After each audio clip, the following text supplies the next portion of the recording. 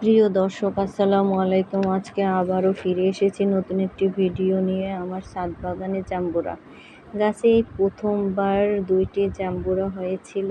আগে একটি পেরেছি, আরেকটি রেখে দিয়েছিলাম আমার হাজব্যান্ডের জন্য। আমার ছাদ বাগানে আরও অনেক ফল গাছ আছে, এগুলো পরে ভিডিও দেব। নিজের হাতে গাছ লাগানো আর সেই গাছের ফল খেতে যে কতটা আনন্দ তা বলে বোঝানো যায় না, সেটা বেশি হোক আর কমই হোক।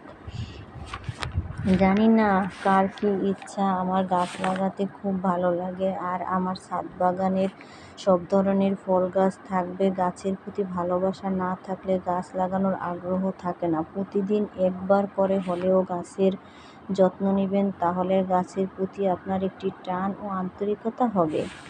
এটা থাই জাম্বুরা, এর ভেতরটা লাল হয় না, কিন্তু খেতে যে কতটা মজা তা বলে বোঝানো যায় না। এটার রসালো কম হয়, কিন্তু মুচমুচে হয়।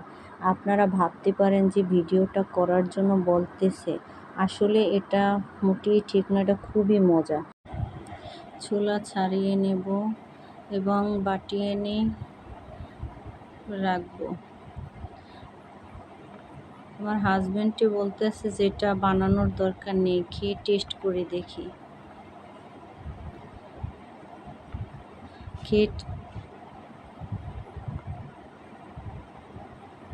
আমি এক ফাঁকে তাকে দিলাম, টেস্ট করে বলল যেটা বানানো লাগবে না, এমনিতেই খেতে অনেক মজা।